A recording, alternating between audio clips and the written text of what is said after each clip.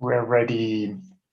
Welcome to everyone to this live stream, this live interview as part of the iGEM Design League activities and the iGEM Academy Engage activities. Please be welcome and say hello to Eduardo Abeliuk, a Chilean entrepreneur who is CEO and founder of the Celagen, that, as you may know, is one of our main partners for this first edition of the Design League. In this interview, you will know a little bit more about their work at the Celagen, their Eduardo's story on this entrepreneurship journey, and well, a little bit more also about his vision on the future of synthetic biology. So welcome, Eduardo. Let's go direct into the questions. Please introduce yourself and tell us what is your story on this entrepreneurial journey. Thanks, Daniel. Thanks, everyone watching online. Yeah, thanks for inviting me to chat with you and the whole iGEM community. If you will, yeah, I can start by telling you a little bit about my story and maybe what inspired me to become a scientist and then an entrepreneur. So you know, I think because of my personality and my background, I was always interested in learning new things and understanding the world around me. Like, you know, maybe many people in Latin America, particularly until I was, you know, maybe 12 or 13 years old, I was more exposed to religion than to science. And coming also from a family where one branch of my family was Catholic and the other Jewish, and I think that triggered on me some internal questions. So I started reading, you know, scientific books, then got fascinated with science and the scientific way of thinking, and then decided to study physics, actually. There was also something in me that was always interested in building new things. Since I was a child, I was making drawings of intergalactic spaceship, playing with Lego, and so on. And I knew that I was also attracted to engineering. And given that there was a lot of physics in electrical engineering, that's what I also studied. I ended up doing a PhD in electrical engineering at Stanford. And being an entrepreneur might have been more of an accident for me. In the middle of my PhD, I was getting closer to computer science and bioengineering, a lot of innovation happening particularly in bioengineering and genetics. I was kind of like learning how to code and self-teaching teaching myself, you know, about web technologies, data structures that I was also interested in learning about. And back then, something interesting happened. There was a company, social network, big company now, Facebook, that came out of Harvard and was moving to Palo Alto next to Harvard. And they decided to create a class about Facebook. But it was not an ordinary class, it was a very applied one. I found it like a great way to, you know, by doing, you know, to learn more about computer science and also like doing some social experiments. I teamed up with a couple of classmates and ended up creating one of the most viral applications from the class. 3 months later, this led to a company because we had to pay taxes and based on some advertisement revenue that it was generating. And a year later, this small company based off this Facebook app got acquired. So that was my first experience as an entrepreneur. I continued doing my PhD, but I knew that after I finish it, I would likely continue working on developing some ideas and building probably a new company.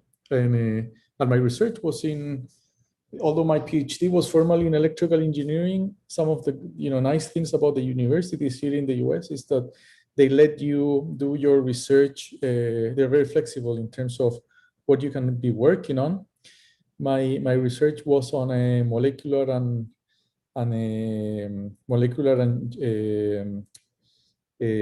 microbial genetics, and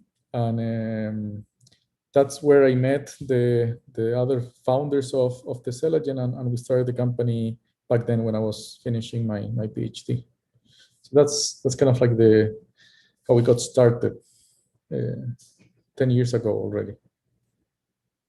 It's a really interesting story, and actually a really interesting transition, both from scientist to entrepreneur, and then from biologist to this new world of computational biology. So, Eduardo, tell us a bit more about the challenges. I imagine that you faced some really hard challenges back in your transition from scientist, from PhD student to an entrepreneur, and then now taking charge of a company that is growing really, really fast. Yes, I mean, I think there are like two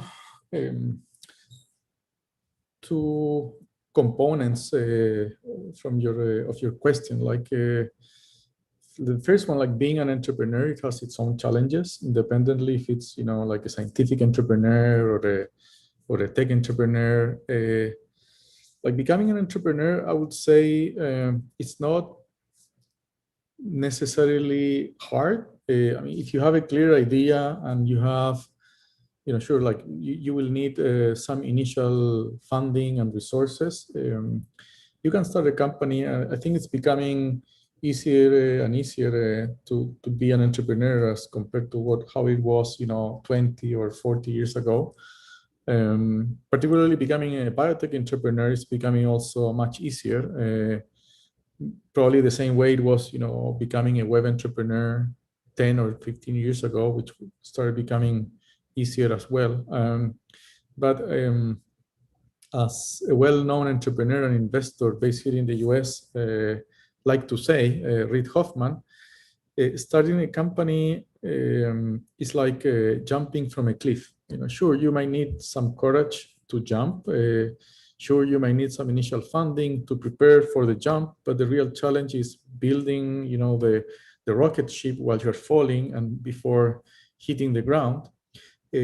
So I think that surviving as an entrepreneur is way more challenging, and building a great company even more challenging. You have to be able to find ways to continue innovating, bringing in resources while you're pursuing your vision.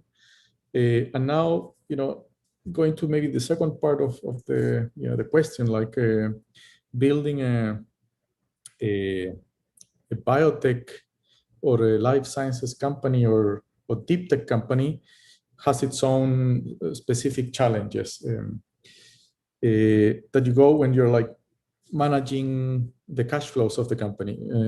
So, I would say one of those challenges which makes it like quite different from other companies is that you need to understand the trade-off between how much effort you put on building the technology and how much effort you put on growing the business and the revenue much more. A typical tech company would spend some initial effort on building the technology or the product, and then they would have to grow the business to bring cash flow, typically in the form of some revenue and likely also some investments. But on the other hand, when you're like, if you go to the other extreme, when you build a pharmaceutical company, for example, you might spend several $100 million for a number of years and don't see any revenue at all.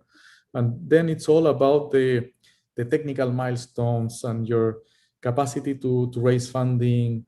So kind of like understanding where in that spectrum you lie and where to put like the emphasis can be sometimes challenging. In the case of our company, which is more like a deep tech company, where we have a product that involves building some IP, we do take some significant amount of technical risks. by focusing on building artificial intelligence models and so on, and we partner with companies to validate the algorithms, etc. Now we have to kind of like, we're kind of like in the middle. We have to know how to balance this trade-off between how much we spend on the technology and how much we spend on the business development side of things. So yeah, like some of the challenges I would say initially, like the whole founding team is pretty technical, and we started building a product, and that was like the whole focus, and we started like attracting like a number of paying customers. But now we have to focus more not only on deploying the technology, but also documenting the success stories and also opening the platform even more and balancing this trade-off. That's a great story, and I imagine that it's been really challenging to build this company from scratch. I mean, and this is, as you mentioned, a deep tech company with a lot of risk associated to the development of new products. So, Eduardo, please tell us more about Teselagen and your work, how it started, how's it going so far? Sure. So, I mean, there are like different, of course, like aspects of the company. We still like a significant part of what we do and challenges, they have to do with technical questions and challenges. There are many very interesting technical problems that we're working on. We are, like at the core, we are engineers, we are data scientists who are partnering with biotech companies and tackling different like challenges that have to do with the data science and the artificial intelligence behind the technology that we're building.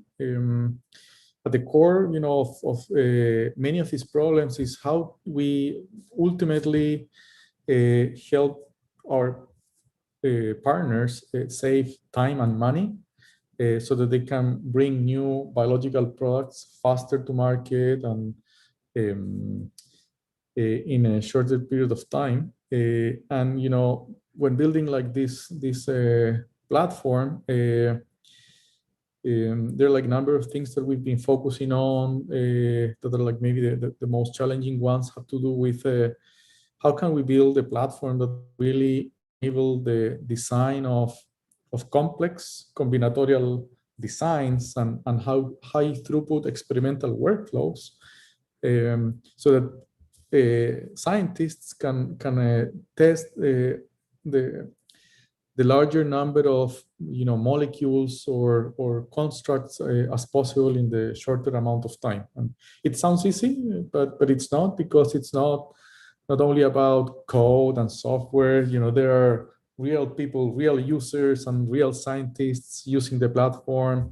So we have to make sure that we have a good user experience and make it like really simple for scientists to focus on the creative ideas and the designs and running the experiments and gathering data and easily training AI algorithms and so on, and not to for them to understand how a complex operating system works or how to plan an experiment. And so that's really important. And they're like also, when you're like building a platform like ours, and I would say in any company, there are some hard problems that might be more interesting or sexy to talk about, and there are some others that are really important but less sexy.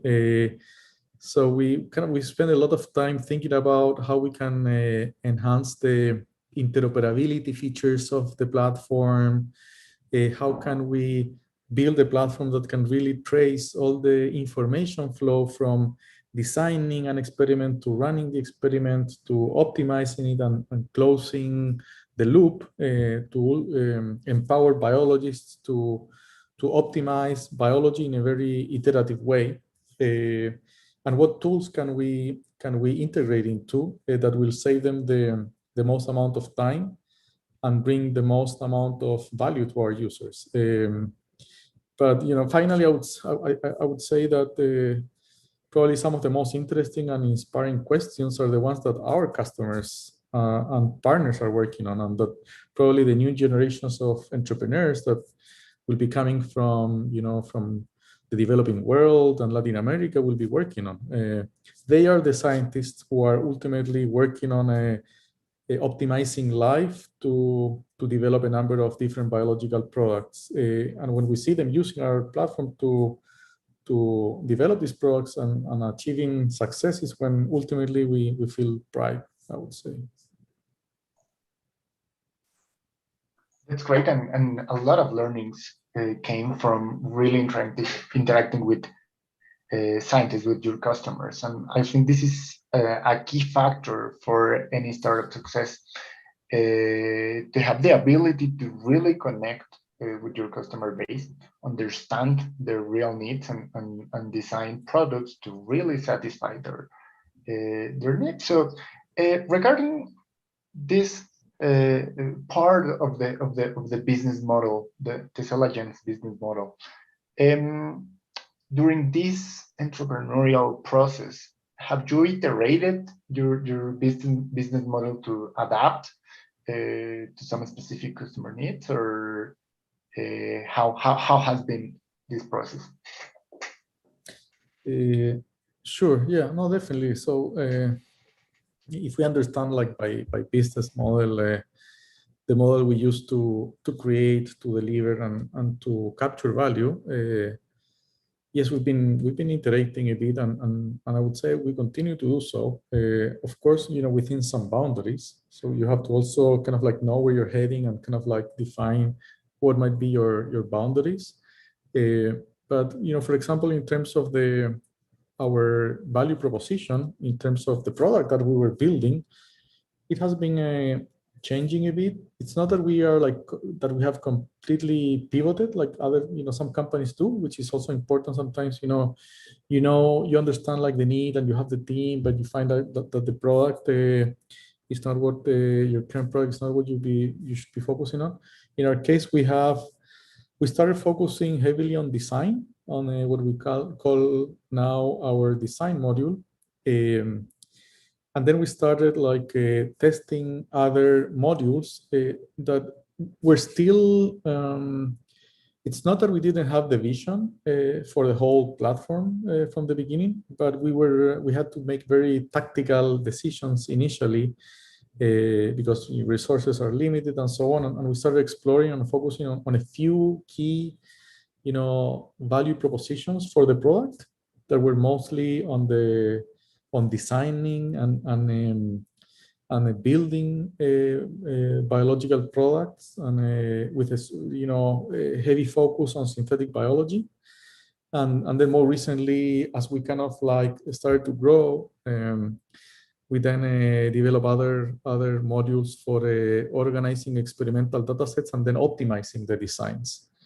So that's kind of like on the product side of things. Then on the customer segments also, from whom do we capture value? We had a strong focus on industrial biotechnology at the beginning. And it's not that, we have pivoted and we don't help biotech companies anymore, but we started now extending our capabilities and our focus more into pharma.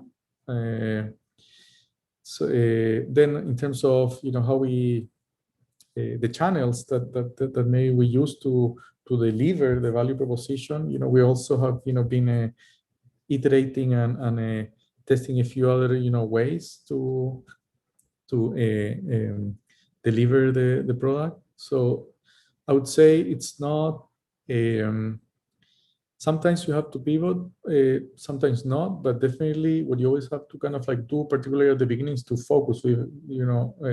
Be very focused on what you're working on, and then slowly kind of test some other ideas, that might bring maybe more value to your community, or might yeah, like be kind of like extend your current capabilities. So it's been a long journey for you, long and journey. well, this is a really dynamic industry, and you need to. I can imagine that you need to adapt, to constantly adapt to the to new needs on the market, and maybe to some tools and techniques that didn't exist before, right? Well, regarding this part, and also again with the transition from scientist to entrepreneur, what are your main learnings as entrepreneur, and what skills do you think scientists need to become entrepreneurs and founders? Yes, that's a question. So in terms of my main learnings, again, like of course, like being a scientific entrepreneur has its challenges. I've had the opportunity to be involved in also other, a few other companies before Teselagen, where you can measure success or at least progress in very small time frames. And that's, I think, really key. Whatever you're doing, like, know what you're like, define some KPIs, some key performance indicators, and monitor them and optimize them. When you're like, like working on other type of, endeavors or companies, these time frames, they tend to be shorter. So for example, if you're like, making a website or an application, you might tweak it here and there, and you might see results within a few hours or a few days. When you're a scientific entrepreneur, you have to define very clear goals and technical milestones, and the time frames of those goals could be, quite long. Definitely much longer than for in other cases. And in the meantime, you're, burning cash and valuable resources, and so you have to plan very well. I mean, in our case, with very little investment, we were able to, so far, to manage it well. But as we grow, it continues to be a challenge. Like defining and those like long-term technical goals. I would say that's a challenge always. I think also this is not something that the schools can prepare you for, right? This is something that you need to learn like in real life. So yeah. And well, you're from Chile originally, so you created your company in the US, and then you started operations in Chile to I understand, work with all the Latin American countries, right? So how has been your experience here working in leading a company with operations in the US and in Latin America? Right. Yes. So the company, as you say, it was born in California near San Francisco, where the founding team met. We all met at Stanford. We had worked together for a number of years at Stanford before starting the company. I think that's always like important to get to know your have like a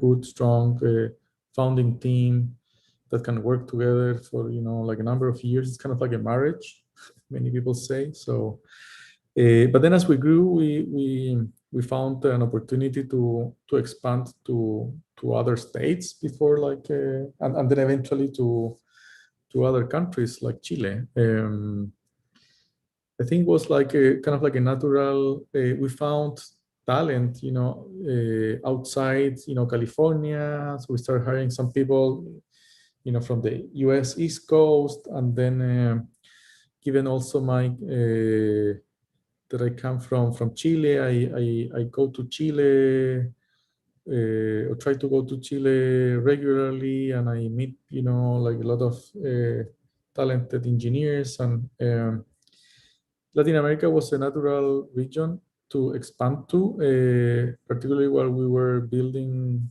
the product.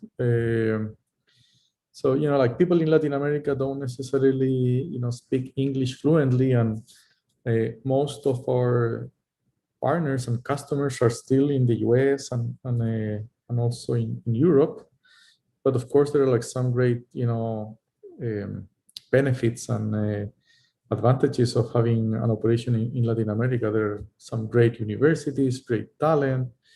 The time zone is also very convenient for the company that has the main operations in the US. Because most of Latin America have a time zone close to the US East Coast.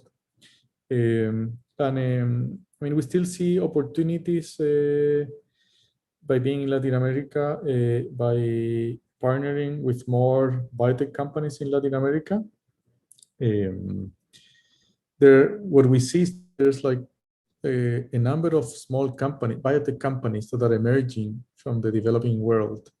It's not more like, as I was saying, it's becoming easier to become a biotech entrepreneur. And we see already some great biotech companies emerging from Chile, from Latin America. There's a company called Notco, a great food tech company that has expanded from Latin America to San Francisco. Phage Technologies, the list goes on and on. And we would love to, like, eventually also, as we are present in Latin America, to partner with some of these small biotech companies from our region. I would say hiring is always a challenge, even though there's a great talent here in the US and in Latin America.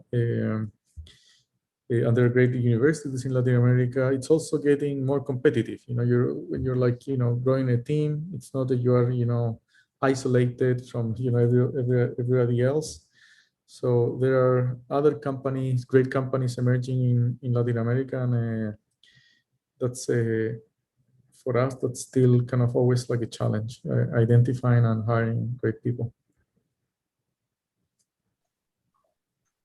Your mission is really interesting stuff.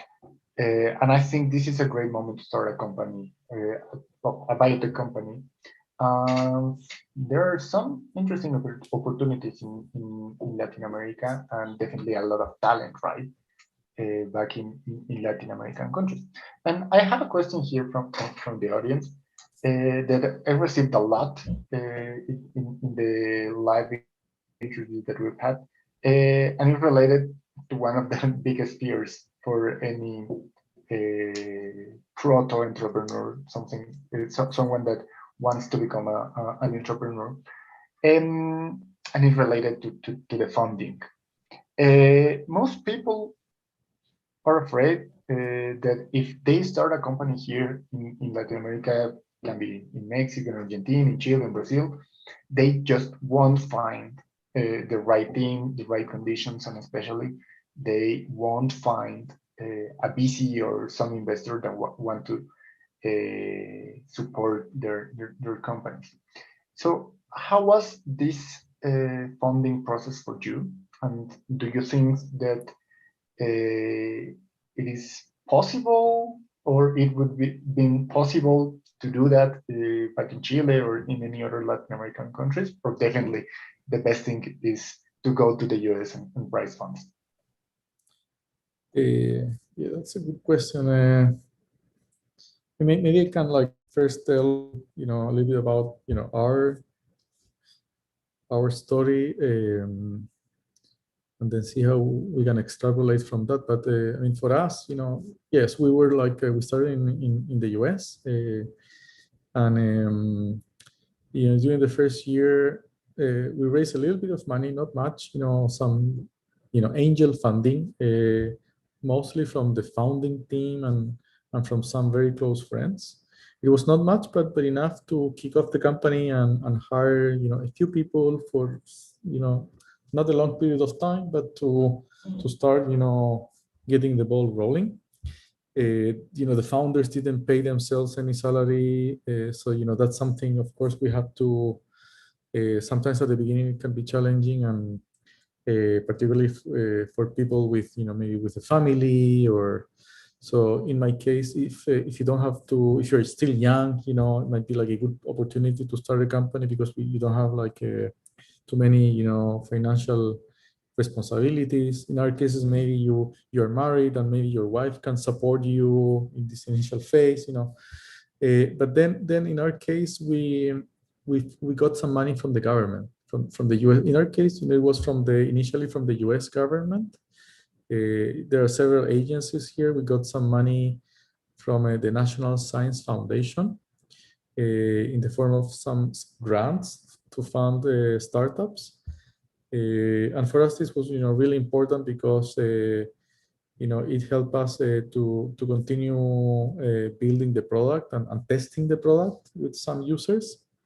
Then we had and then we had some early revenue. I think the best way is to, like, for us it was, initially it was mostly like bootstrap the company.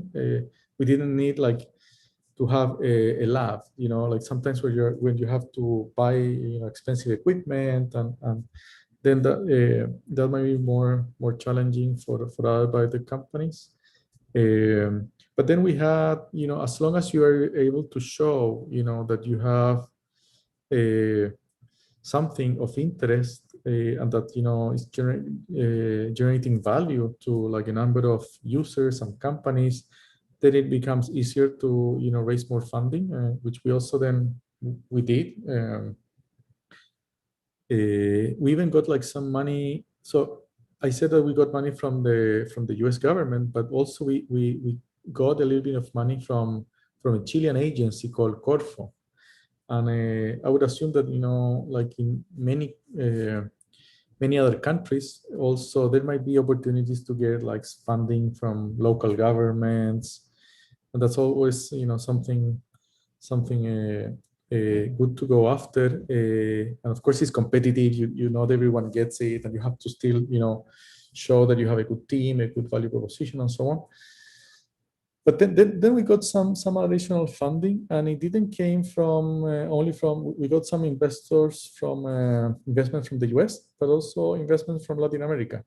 I'm very optimistic about what's going on in the investment community, particularly in Latin America. Like traditionally, investors and family offices in Latin America were focusing on more traditional investments.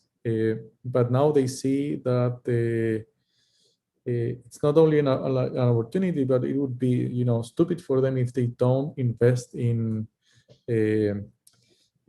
high tech, high growth companies emerging from developing countries like the ones in Latin America. There are already some early success stories emerging. There are some venture capital funds being created in different countries in Latin America, including Chile, but also Mexico, Brazil, and so on. So I think it's definitely possible. I couldn't agree more with you. So I think the traditional investors should start focus their attention not just in biotechnology and synthetic biology, but in general in deep tech and high tech ventures, because as you mentioned, there are a lot of talent here. That's a really good answer, and I think this would be super useful for our students. So I have another question from Diana Lopez from Mexico. And she's asking, and she wants to know, what is your main motivation? And I imagine this is not referring to the past, what was your main motivation to start a company, and right now, what is your main motivation? You can address this question, and I have a second part of this question right now. My main motivation. So yeah, I would say maybe I will step back a little bit and kind of like maybe, talk about like my motivation, my long-term motivation, really long-term. And I know this might sound maybe a little bit unusual. And it doesn't have to do like specifically, necessarily and specifically about the Celagen, but something that I've always been thinking of, and where I think that biology and synthetic biology can really move the needle is how can we? I've always like, as a physicist, I've been kind of like thinking of and studying the origin and the evolution and the destiny of the universe as a whole. That was kind of like my interest in theoretical physics. Studying, how, the universe was formed, atoms, planets, life on Earth, which is the most amazing thing we've known of, and which is the human species. And I've always been thinking, what are the things that we can do as a species to keep pushing the evolution of, somehow like our species, the planet, and the universe as a whole. And that has to do with somehow optimizing the software and the hardware that makes up life. That has always kind of like been a motivation for me, or a dream. And now I think we're like an interesting point in history where we have some enabling technologies that can really empower us to design and engineer life in ways that were not possible or conceivable like 100 years ago. And of course, we will have to, this is something that we will keep, pursuing for the next, 50 or 100 years, and we do it like one step at a time. Maybe we start with simple organisms and microbes and optimize them to produce high-value molecules that can improve, our quality of life. But eventually, and we see this happening already, we are, using biology and genetic engineering and synthetic biology to eradicate different diseases. And ultimately, that's kind of one of my strong motivations when I wake up every day, to see what's going on and be helped with a grain of sand to kind of push this vision. That's a really interesting vision, and we could be discussing about all for a long time. I know, yes, and I've done it with friends. Believe me, sometimes with some drinks, some friends, at night. This is what we, so many times I discuss. Yeah. And this is really interesting as a motivation, like this curiosity, and well, it's really interesting. And actually, well, the second part of Diana's question is okay. So being an entrepreneur is not an easy task. Is not an easy job. So I imagine that you have had like a lot of really hard days. So regarding your this motivation that you mentioned, what helps you withstand those difficult times and overcome all the challenges that you face? It's like something, yeah, definitely. Sometimes are quite hard. Some days, and some others are particularly when you're an entrepreneur. They say it's like can be like an emotional roller coaster. There are like a few things that to me. I mean, I think everyone is, of course, like different. In my case, communicating with the people that I care of and that are close to me, and like when experiencing these difficult like times, speaking with them, family members, close friends, sharing, what I'm going through, getting their advice, and kind of like feeling that you're not alone. It's important, or like colleagues, uh, and this is maybe might be more unusual, but sometimes I'm like also like having going through a hard time, spending some time to study something new makes me feel much better. I don't know why, like maybe because the way my brain is wired, but it just like spending 30 minutes, reading a book, studying something new, makes me kind of like overcome like the bad times sometimes, even within a day. So That's really interesting, and I agree with you. Always when I'm having some bad times, or I'm just stressed and tired of like regular things, I'd like to study, to learn, maybe take some LinkedIn course, enter to someone's conference. I mean, it's always good to. I mean, it's not to relax your mind, right? But it's to like distract it with different stimulating things. And Diana is mentioning that. Thank you for those answers, and that you were really inspiring for her. Well, we're running out of time, Eduardo, but I have two more questions for you.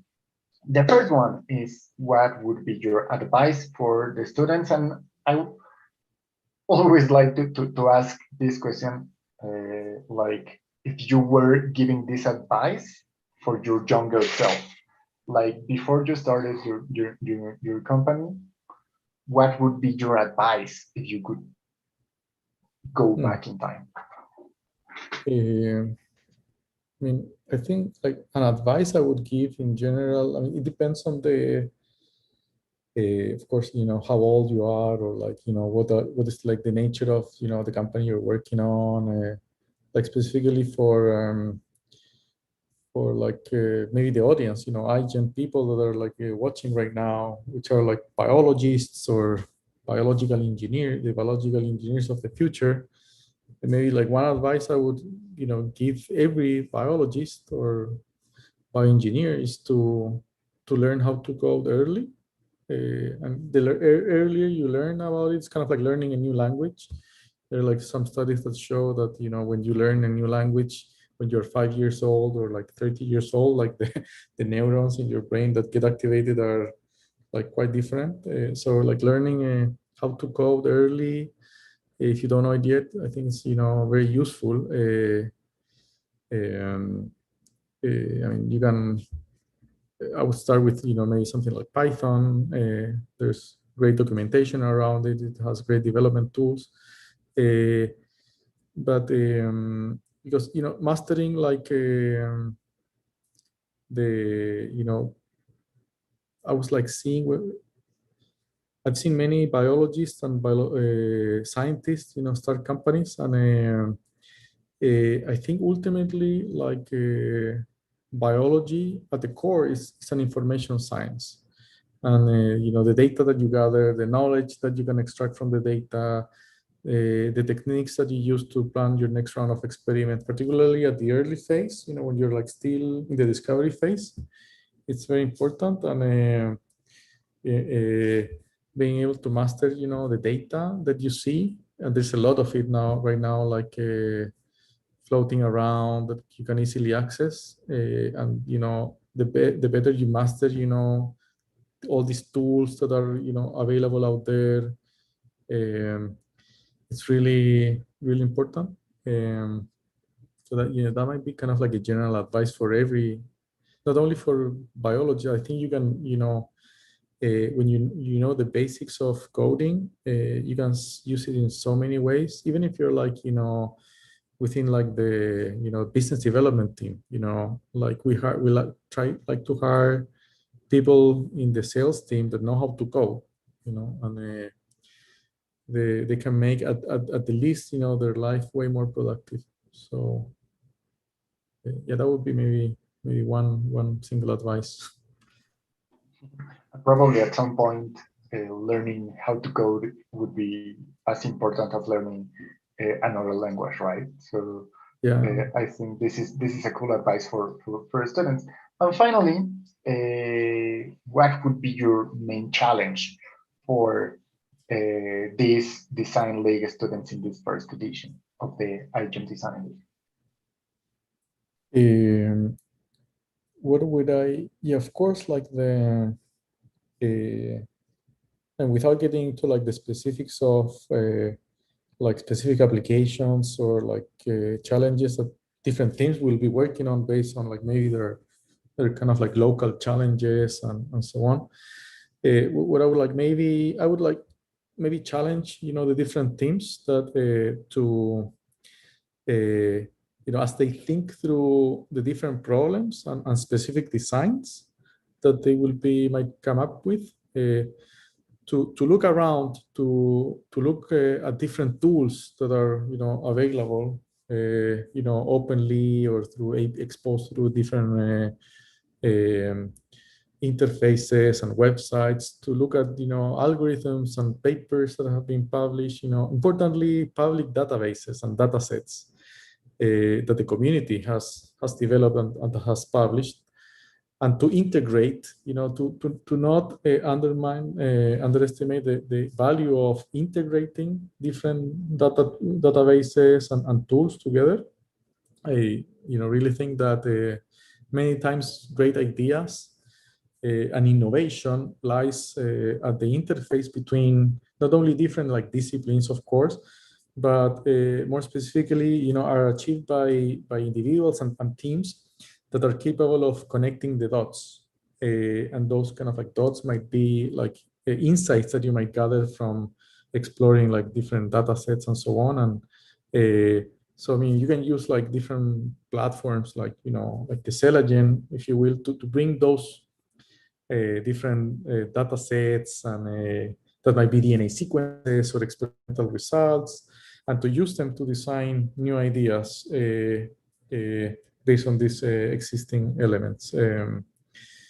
Also, maybe, to complement the answer, think of something that is also easy to build. Sometimes people like think about, this design, but when you're designing something, in practice, when you're out there in the real world, this design that you come up with has to be something easy to build. And there are, again, like different tools that you can use to check how easy it is something to be, synthesized, or to how easy it is to assemble the parts, or how easy it is to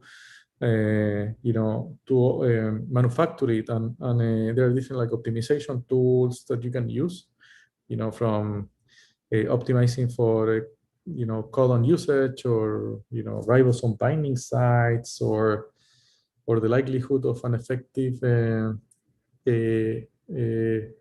design of a design to be effectively assembled, and so on. So think of how to connect the dots and integrate different data sets and tools. That would be maybe my challenge for the community. That's a really cool challenge, and I think most students would be super excited to try to address this challenge as a part of their project. And as you mentioned, they are really focused on creating interesting applications and both solving local problems.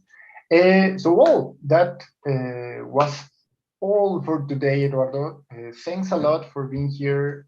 And also, I would like to thank you for supporting the IGEM Design League. As I mentioned at the beginning, the Celagen is one of our main sponsors for this first edition of the IGEM Design League, and is, I think, giving a great help to students and to teams with the access to the designs design platform from TESOLAGEN. So thanks a lot, Eduardo. Well, we will. Thanks to you, Daniel, and thanks for inviting me again, and thanks to everyone for watching. And yeah, we'll keep in touch. Thanks, Eduardo, and thanks to everybody that watched this live stream. And as always, have a good afternoon and keep working to design with biology